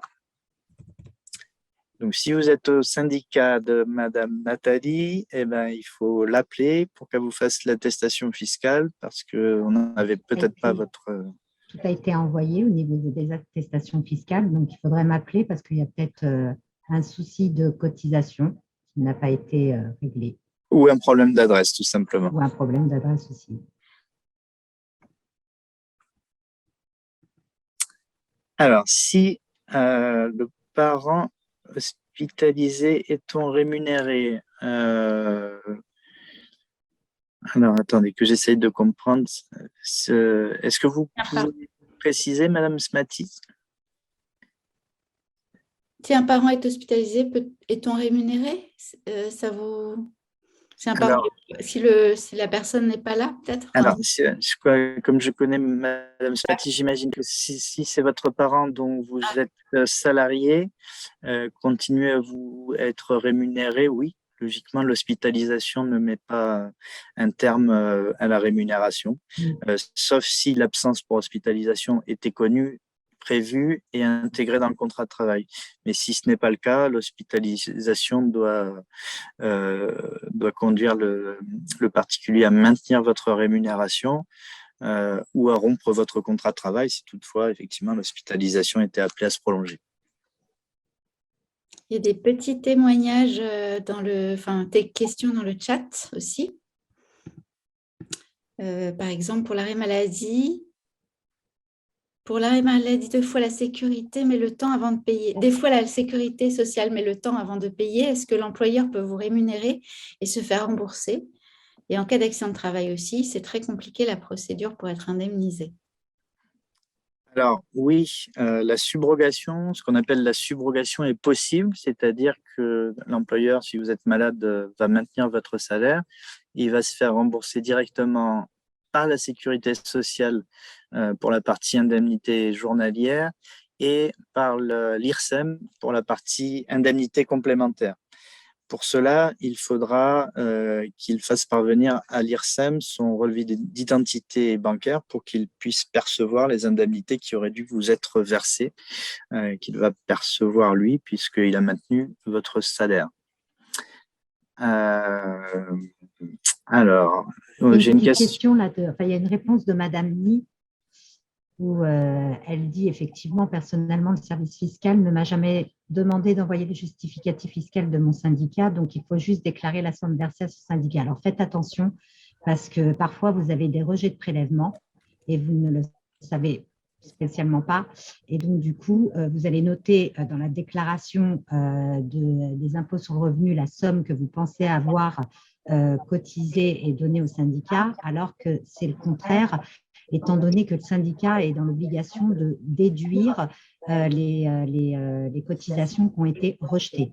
Donc, il faut absolument avoir cette attestation fiscale qui vous permet d'être sûr, parce que si vous déclarez une somme et que de l'autre côté, vous avez donc une autre somme à mettre, et si les impôts sur le revenu vous demandent, parce qu'on a eu des cas de salariés où les impôts ont demandé cette attestation, ce sera une attestation fausse et donc qui vous pénalisera.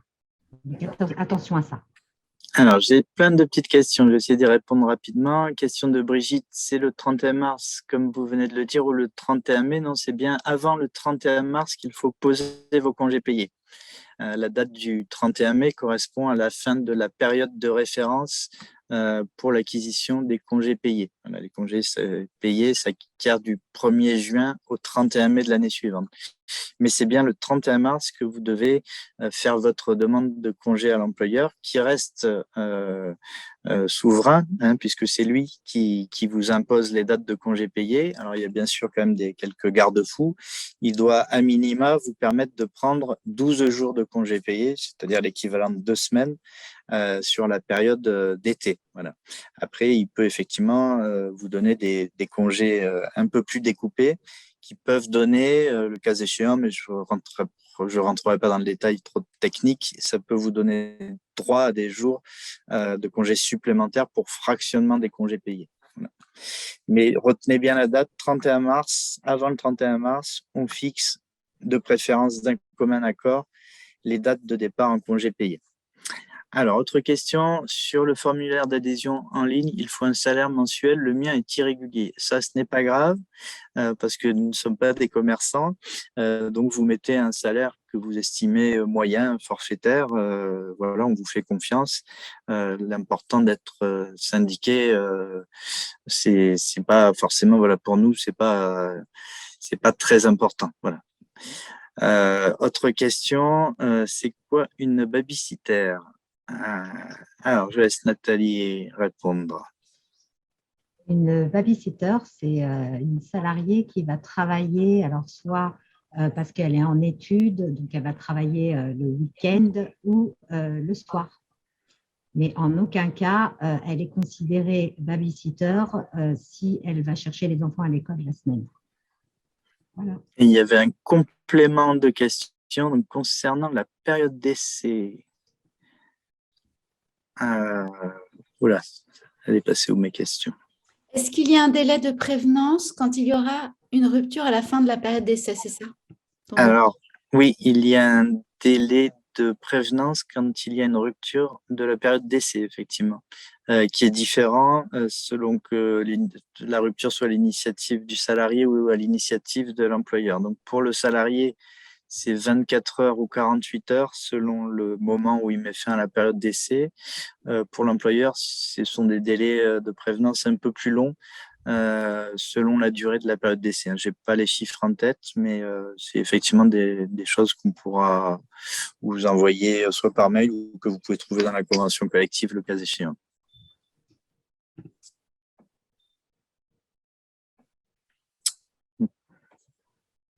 Alors, comment vous situez-vous par rapport aux 2250 heures par an? Alors ça, c'est une question d'assistante maternelle. Alors, c'est un débat qui est très intéressant et sur lequel on va communiquer, bien évidemment, puisque certaines organisations l'ont déjà fait, mais de façon fort incomplète et pas très sympa. La position de la CGT est en cours de discussion, puisque, comme je vous le disais, ce sont les adhérents qui décident. Donc, on a lancé une consultation. Mais position de principe, c'est que les durées maximales sont bien calculées sur l'amplitude de la journée, c'est-à-dire du premier enfant accueilli au dernier enfant parti. Voilà. Et pourquoi on veut ça? Mais c'est pour protéger les salariés. Alors, je vois sur les réseaux sociaux ce qui se dit, oui, vous nous empêchez de travailler, on ne va plus pouvoir travailler, on n'empêche personne de travailler. Mais 2250 heures par an, c'est déjà beaucoup. Et il y a des solutions alternatives qui existent.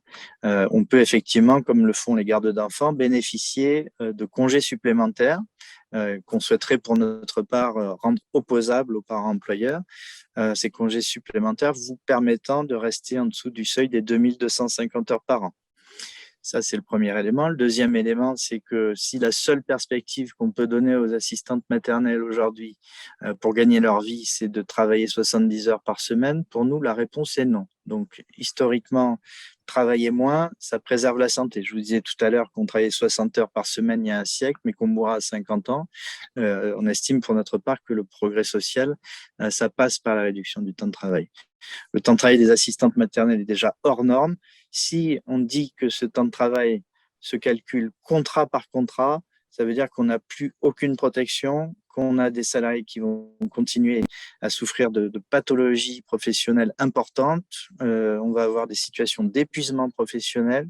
Donc, on n'est pas là pour embêter les gens, pour les empêcher de travailler. On est là pour protéger leur santé, leurs conditions de travail, améliorer leurs conditions de rémunération.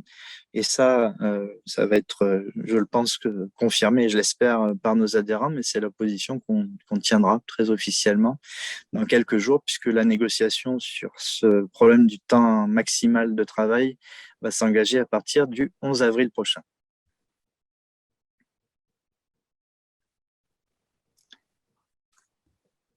N'hésitez pas, il est 11h45, on a encore un petit quart d'heure. Si vous avez des questions, c'est le moment.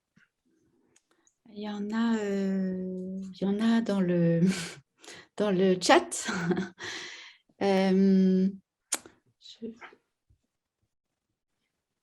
Dans le cas où le salarié du particulier a des problèmes de santé, comment cela se passe-t-il pour les visites médicales en attendant le dispositif santé au travail, par exemple?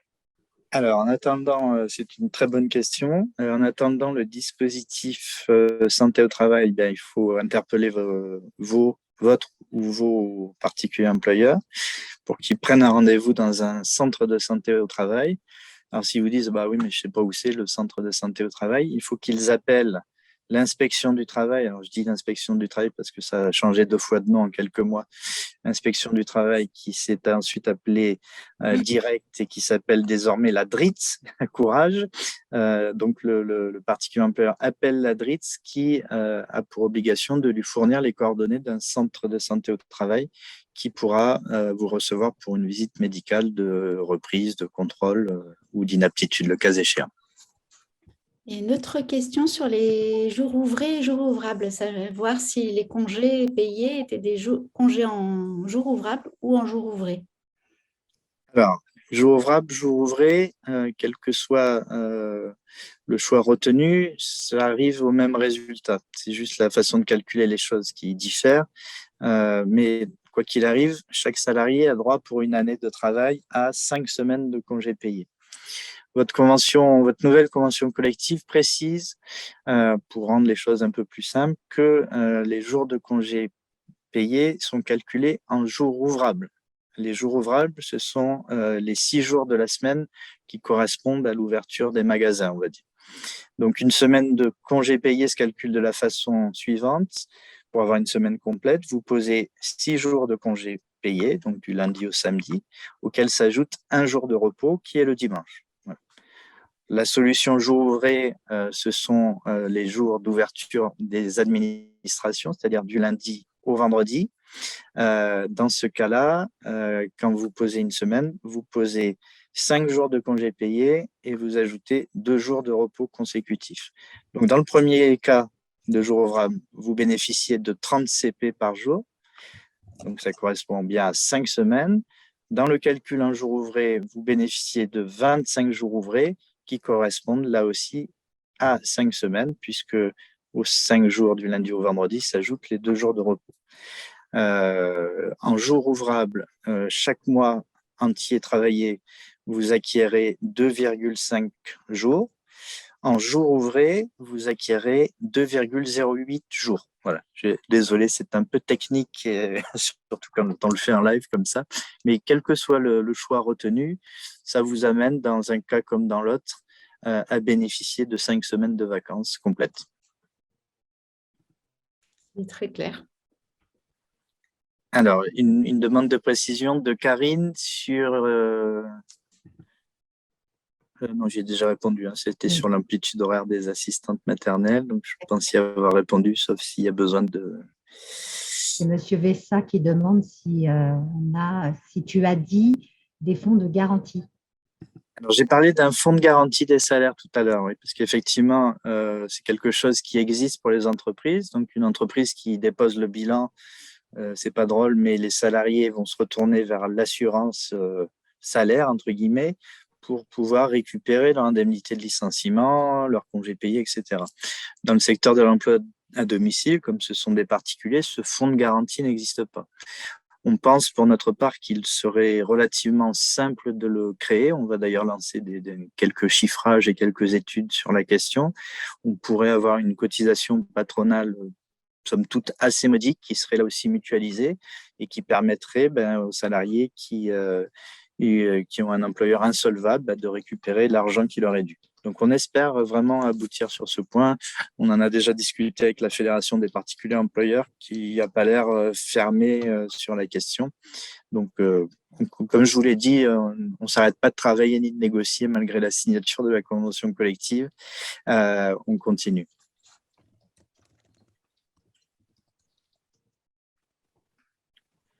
Je suis en train de mettre les éléments la chaîne YouTube où on retrouvera le replay dans quelques jours. La page Facebook spéciale convention collective, je suis en train de mettre aussi les liens dans le chat. Vous pouvez vous inscrire, vous abonner, suivre les actus, les infos qui sont spécifiques à ce gros travail. Voilà. Eh bien, merci beaucoup, Laurence. On a effectivement plein d'outils, des pages Facebook, un blog, plein d'outils. Donc, n'hésitez pas à nous solliciter. N'hésitez pas à nous téléphoner, à nous rendre visite. On adore ça. Être à vos côtés, être en face à face, répondre à vos questions, discuter des problèmes que vous rencontrez. Voilà, c'est toujours de bons moments pour nous. On aime beaucoup ça. Alors, il faut préciser que cette négociation de cette nouvelle convention collective n'est pas terminée. Donc, on va continuer à négocier pour avoir beaucoup plus de droits. Il y a encore quelques questions. Je ne sais pas si on a le temps, Stéphane. Si, on est dans les temps. Il nous reste 10 minutes. Soyons fous. Il y a une petite préoccupation concernant Galaxy S7 Edge. Concernant le mois d'août où on a droit de poser le jour de repos compensatoire. Je ne sais pas si vous la voyez, c'est dans la discussion. Oui, j'ai vu. Le repos compensatoire, c'est à voir avec l'employeur, ce que vous avez déterminé avec lui. Donc, soit vous les prenez tous les mois, soit vous les cumulez, vous les prenez pour vos congés payés. Donc, ça sera rajouté dans le congé. Voilà, il faut vraiment déterminer tout ça lors de la négociation du contrat de travail.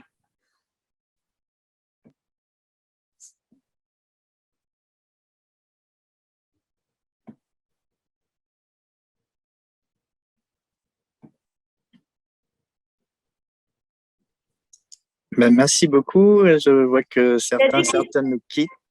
Oui, et il y a des questions sur comment rejoindre. Je peux avoir le lien sur WhatsApp aussi de Madame Gaffard. Alors, je ne sais pas si c'est le lien, de quel lien il s'agit en fait. Ça, c'est dans les questions. Et il y a un monsieur, Patrick Vessa, qui aimerait vous poser des questions en privé. Je vous laisse voir avec lui si vous voulez lui répondre par la suite. Alors déjà pour Madame Galaxy, car je n'ai pas son nom, si vous êtes syndiqué chez nous, vous devez avoir mon numéro de téléphone portable. Donc, vous pouvez m'envoyer un petit SMS, parce que tout à l'heure, j'ai envoyé un petit message à cette dame pour me donner son nom pour que je puisse vérifier concernant l'attestation fiscale. Donc, il faut m'envoyer un petit SMS sur mon numéro de portable. Je vérifierai et si je vous ai oublié, je vous l'enverrai très vite. C'est quoi ton numéro de portable? Je vais lui taper directement, 06. Tu ne connais pas mon numéro de portable? Non. 06 11 35 93 38. En plus, je vais me faire engueuler parce que je ne connais pas son numéro. Vous avez vu? Je n'ai pas une vie facile. Alors, est-ce qu'il y a encore des questions? Non, a priori, j'ai plus de questions. Merci à toutes celles, ceux qui nous quittent. On a été aussi très contents de partager ce moment. Puis on a vraiment hâte de vous avoir face à face en vrai, parce que la visio, c'est bien, mais le présentiel, c'est encore mieux. Ouais, en espérant que le Covid ne va pas se réinviter dans nos vies. C'est bien les deux, parce que ça permet à tout le monde de toute la France aussi d'être avec. Enfin voilà, ça permet aussi de rassembler plus largement. Je n'ai pas dit que c'était mieux, hein. J'ai dit que c'était aussi. Voilà. Bon, ben, je pense qu'il n'y a plus de questions a priori. Non. Donc, ben, je vous propose qu'on mette un terme à cette visio. On y met un terme très relatif parce qu'on est vraiment à votre disposition par mail, par téléphone pour répondre à des questions complémentaires ou pour avoir des réponses plus adaptées à des situations particulière. Voilà. Il y aura bien sûr d'autres réunions d'information. Hein. On a quand même plus d'1 million de salariés à informer, donc on a encore un peu de pain sur la planche. On va en faire dans toute la France et vous pouvez suivre nos déplacements sur Facebook. Alors, il y aura parfois du présentiel, il y aura encore de la visio. Mais en tout cas, voilà, sur Facebook, on vous dit ce qu'on fait très régulièrement. Et n'hésitez pas de votre côté à nous appeler si vous avez de besoins. Merci beaucoup pour votre participation. Merci à Laurence, Stéphanie pour l'encadrement technique. Désolé pour les petits problèmes avec PowerPoint, mais on a réussi quand même à dérouler. Merci à Nathalie de m'avoir accompagné. Merci à vous toutes et tous. Et puis rendez-vous à très bientôt pour de nouvelles aventures. À bientôt.